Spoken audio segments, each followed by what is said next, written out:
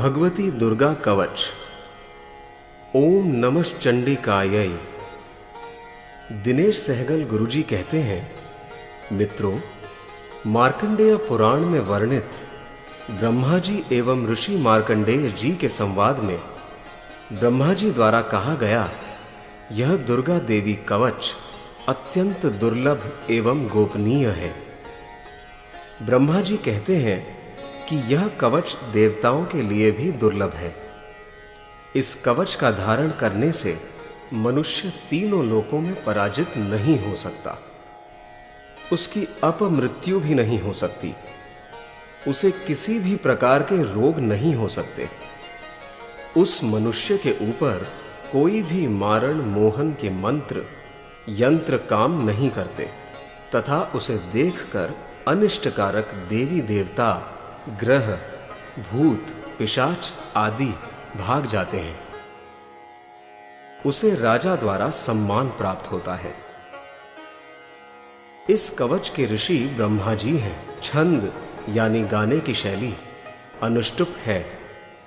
इस कवच की प्रमुख देवता देवी चामुंडा है। देवी मां के नामों से अंगों में न्यास करना ही इसका बीज है। सभी दिशाओं का बंधन करके साधक को सुरक्षा प्रदान करना ही इस कवच का मूल तत्व है और श्री जगदंबा की प्रीति के लिए ही इसका उपयोग होता है। आइए हम सब मिलकर इस दुर्लभ कवच का श्रवण एवं पाठ के द्वारा धारण करें और देवी मां से हमें अपनी शरण में लेने की विनंती करें।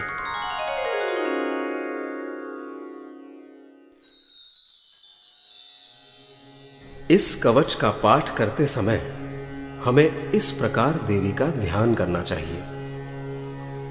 देवी की 9 मूर्तियां हैं जिन्हें नव दुर्गा कहते हैं। उनके पृथक पृथक नाम बतलाए जाते हैं। प्रथम नाम शैलपुत्री है। दूसरी मूर्ति का नाम ब्रह्मचारिणी है। तीसरा स्वरूप चंद्रघंटा के नाम से प्रसिद्ध है। चौथी मूर्ति को कूष्मांडा कहते हैं। 5वें स्वरूप का नाम स्कंद माता है। देवी के छठे रूप को कात्यायनी कहते हैं। 7वां कालरात्रि और 8वां स्वरूप महागौरी के नाम से प्रसिद्ध है। 9वें स्वरूप का नाम सिद्धिदात्री है। ये सब नाम सर्वज्ञ महात्मा वेद भगवान के द्वारा ही प्रतिपादित हुए हैं।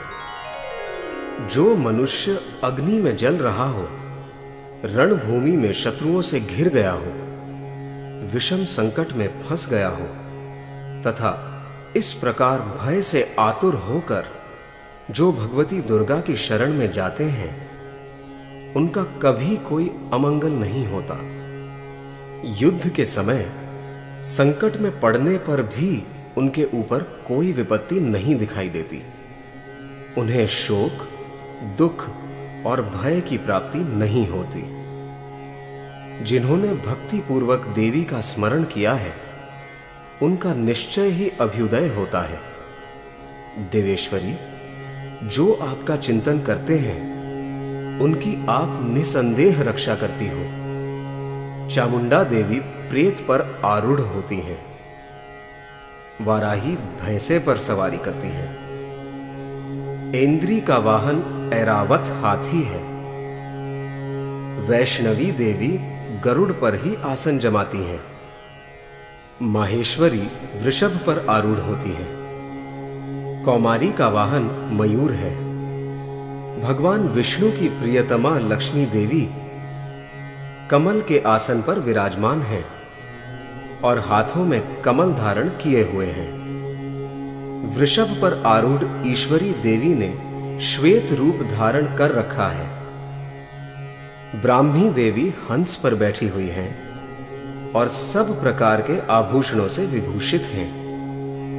इस प्रकार ये सभी माताएं सब प्रकार की योग शक्तियों से संपन्न हैं। इनके सिवा और भी बहुत सी देवियां हैं जो अनेक प्रकार के आभूषणों की शोभा से युक्त तथा नाना प्रकार के रत्नों से सुशोभित हैं। ये संपूर्ण देवियां क्रोध में भरी हुई हैं और भक्तों की रक्षा के लिए रथ पर बैठी दिखाई देती हैं। ये शंख, चक्र, गदा, शक्ति, हल और मूसल, खेटक और तोमर, परशु तथा पाश, कुंत और त्रिशूल एवं उत्तम शारंग धनुष आदि अस्त्र शस्त्र अपने हाथों में धारण करती हैं। दैत्यों के शरीर का नाश करना, भक्तों को अभय दान देना और देवताओं का कल्याण करना, यही उनके शस्त्र धारण का उद्देश्य है। कवच आरंभ करने के पहले इस प्रकार प्रार्थना करनी चाहिए। महान रौद्र रूप, अत्यंत घोर पराक्रम, महान बल और महान उत्साह वाली देवी, आप महान भय का नाश करने वाली हो। आपको नमस्कार है। आपकी ओर देखना भी कठिन है। शत्रुओं का भय बढ़ाने वाली जगदंबिके, मेरी रक्षा करो। कवच आरंभ। पूर्व दिशा में ऐन्द्री, इंद्र शक्ति मेरी रक्षा करे। अग्निकोण में अग्नि शक्ति, दक्षिण दिशा में वाराही तथा नैऋत्य कोण में खड्गधारिणी मेरी रक्षा करे। पश्चिम दिशा में वारुणी और वायव्य कोण में मृग पर सवारी करने वाली देवी मेरी रक्षा करे। उत्तर दिशा में कौमारी और ईशान कोण में शूलधारिणी देवी मेरी रक्षा करे। ब्रह्माणी, आप ऊपर की ओर से मेरी रक्षा करो और वैष्णवी देवी नीचे की ओर से मेरी रक्षा करे। इसी प्रकार शव को अपना वाहन बनाने वाली चामुंडा देवी दसों दिशाओं में मेरी रक्षा करे। जया आगे से और विजया पीछे की ओर से मेरी रक्षा करे। वाम भाग में अजिता और दक्षिण भाग में अपराजिता रक्षा करे। उद्योतिनी शिखा की रक्षा करे। उमा मेरे मस्तक पर विराजमान होकर रक्षा करे। ललाट में मालाधरी रक्षा करे और यशस्विनी देवी मेरी भौहों का संरक्षण करे। भौहों के मध्य भाग में त्रिनेत्रा और नथुनों की यम घंटा देवी रक्षा करे। दोनों नेत्रों के मध्य भाग में शंखिनी और कानों में द्वारवासिनी रक्षा करे। कालिका देवी कपोलों की तथा भगवती शांकरी कानों के मूल भाग की रक्षा करे। नासिका में सुगंधा और ऊपर के ओठ में चर्चिका देवी रक्षा करे। नीचे के ओठ में अमृत कला तथा जिह्वा में सरस्वती देवी रक्षा करे। कौमारी दांतों की और चंडिका कंठ प्रदेश की रक्षा करे। चित्र घंटा गले की घाटी की और महामाया तालू में रहकर रक्षा करे। कामाक्षी ठोड़ी की और सर्वमंगला मेरी वाणी की रक्षा करे। भद्रकाली ग्रीवा में और धनुर्धरी पृष्ठ वंश में रहकर रक्षा करे। कंठ के बाहरी भाग में नीलग्रीवा और कंठ की नली में नलकूबरी रक्षा करे। दोनों कंधों में खड्गिनी और मेरी दोनों भुजाओं की वज्रधारिणी रक्षा करे। दोनों हाथों में दंडिनी और अंगुलियों में अंबिका रक्षा करे। शूलेश्वरी नखों की रक्षा करे। कुलेश्वरी कुक्षी यानी पेट में रहकर रक्षा करे। महादेवी दोनों स्तनों की और शोक विनाशिनी देवी मन की रक्षा करे। ललिता देवी हृदय में और शूलधारिणी उदर में रहकर रक्षा करे। नाभि में कामिनी और गुह्य भाग की या गुप्तांगों की गुह्येश्वरी रक्षा करे। पूतना और कामिका लिंग की और महिषवाहिनी गुदा की रक्षा करे। भगवती कटिभाग में और विंध्यवासिनी घुटनों की रक्षा करे। संपूर्ण कामनाओं को देने वाली महाबला देवी दोनों पिंडलियों की रक्षा करे। नारसिंही दोनों घुटियों की और तेजसी देवी दोनों चरणों के पृष्ठभाग की रक्षा करे। श्री देवी पैरों की अंगुलियों में और तलवासिनी पैरों के तलुओं में रहकर रक्षा करे।